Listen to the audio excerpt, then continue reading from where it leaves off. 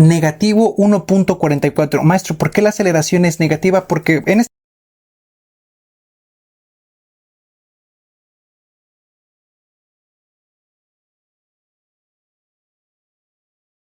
de acuerdo al problema, estos son los datos sobresalientes. La masa, que es 3.5 por 10 al cuadrado, está en notación científica, lo mismo que la fuerza. Te podrás estar preguntando, ¿qué significa esto que está por acá? Es sigma y significa la sumatoria de fuerzas. ¿Cómo que la sumatoria de fuerzas? Y es que la expresión de la segunda ley de Newton es fuerza es igual a masa por aceleración. La aceleración también es una magnitud vectorial, vamos a ponerla. Pero los movimientos que se dan para calcular la fuerza, por ejemplo, como en este caso el aerobote que está por acá, tienes que entender que se va a mover en el eje X, pero en el eje X ocurren distintas fuerzas. Ocurre la fuerza del motor y también va a ocurrir las fuerzas de resistencia. Entonces, una vez haciendo el análisis entre la fuerza del motor y las fuerzas de resistencia, pues vamos a hacer una sumatoria para ver cuál es realmente la magnitud de esa fuerza. Entonces, por eso es que utilizamos la sumatoria.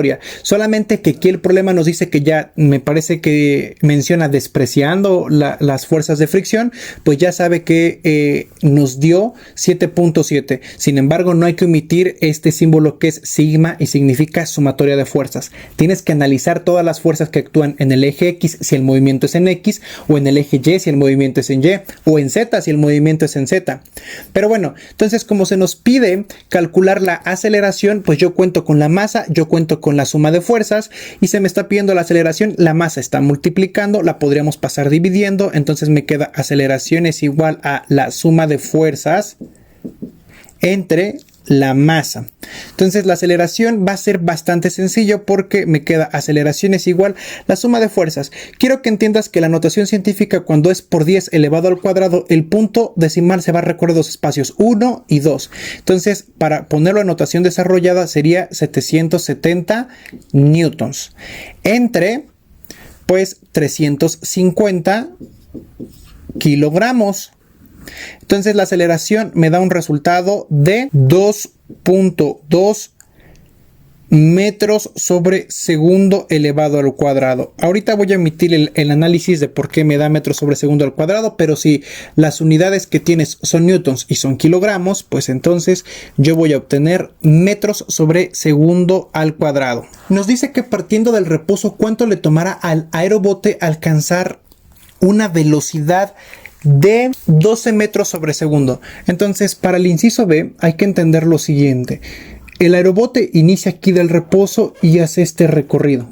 No sé cuánto recorrió, pero hace este recorrido, y ese recorrido va a llevar, o hasta aquí va a alcanzar una velocidad de 12 metros sobre segundo. Vamos a ponerlo bien. Velocidad es igual a 12 metros sobre segundo. Entonces aquí parte del reposo. Quiere decir que hay una velocidad inicial de 0, porque parte del reposo. Y yo sé que si hay un cambio de velocidad, entonces va a haber una aceleración. Y la aceleración, y este que está por acá, entonces es un movimiento rectilíneo uniformemente acelerado, y la fórmula para la aceleración de un movimiento rectilíneo uniformemente acelerado es velocidad final menos velocidad inicial entre tiempo final menos tiempo inicial, que esto no es más que lo podemos poner un delta velocidad entre delta tiempo. Y si yo quiero calcular ese tiempo, pues entonces me quedaría tiempo es igual, este tiempo que está dividiendo lo paso multiplicando, me queda por aceleración es igual a, lo voy a volver a expresar como velocidad final menos velocidad inicial.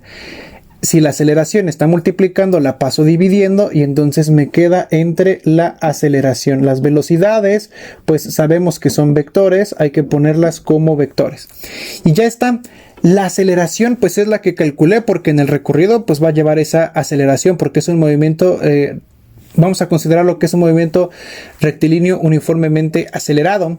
Entonces por acá tienes que un delta tiempo va a ser igual, velocidad final es 12 metros sobre segundo. La velocidad inicial es 0, pues entonces ya me queda velocidad final menos inicial, que es 0, me sigue quedando eso entre mi aceleración, que son 2.2 metros sobre segundo. Esa fue la aceleración que el bote adquirió, y entonces al hacer esa operación obtengo un resultado de 5.45 segundos.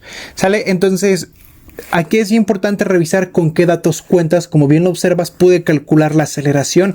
Analizamos que este que está por acá es un movimiento en línea recta, y como hay un cambio de velocidad tiene que haber una aceleración. Insisto, pensamos en la expresión de la aceleración, y con la aceleración que ya obteníamos hemos calculado el tiempo. Nos dice que después de alcanzar esta rapidez, el piloto apaga el motor y el aerobote se desliza hasta detenerse en una distancia de 50 metros. Encontrar la fuerza de resistencia suponiendo que es constante. Entonces, para calcular la fuerza, pues es masa por aceleración. Yo tengo la masa, sí, tengo la aceleración. Maestro, ¿es esta la aceleración? No, ya no va a ser esa la aceleración, porque se me está pidiendo a partir de que apagó el aerobote. Entonces, a partir de aquí lo apagó y recorrió 50 metros y se detuvo. Por lo tanto, ahora eso que te acabo de dibujar de rojo sería la parte importante, y esto, cuando alcanzó esta velocidad, pues esta sería mi velocidad inicial y fue hasta detenerse. Entonces pasa absolutamente lo mismo. Lo que yo necesito es calcular una aceleración con estos datos que yo tengo por acá. Una vez que calcule esa aceleración, digámoslo así, en esa segunda parte del recorrido ya podré calcular esa fuerza de resistencia, porque esa fuerza de resistencia se dio o nos la está preguntando a partir del segundo recorrido. Para calcular la aceleración, de acuerdo a esos datos, la fórmula que más datos ocupa, de acuerdo a lo que nos da, es esa expresión que tenemos por allá, y de ahí podemos despejar la aceleración, lo cual despejado nos queda esa expresión que está por ahí, en donde recuerda que v allá, la primera v es velocidad final. Entonces eso, como es 0, nos quedaría aproximadamente lo siguiente, sustituyendo. La aceleración es negativo 1.44. Maestro, ¿por qué la aceleración es negativa? Porque en este caso sería desaceleración, ¿no? Una vez que apaga el motor, la aceleración va a disminuir hasta detenerse, obviamente. Entonces por eso es negativo. Me está indicando que desacelera a una razón de 1.44 metros sobre segundo elevado al cuadrado. Pero a mí no se me pedía la aceleración, a mí se me pedía la fuerza, y la fuerza de resistencia es masa por aceleración. Entonces la masa es 3.5 por 10 al cuadrado, que serían 350 por 1.44. Y ahí está, la fuerza es masa, esa masa nunca va a cambiar. Lo que sí cambió fue la aceleración en esta segunda parte del recorrido. Entonces al multiplicarlo nos da negativo 504. ¿Qué significa negativo 504? Pues que es justamente eso, una fuerza de resistencia. Mientras el bote se movía hacia allá, la fuerza de resistencia es la que trataba de detenerlo, y es de negativo 504 newtons. Entonces este es el ejemplo para la segunda ley de Newton.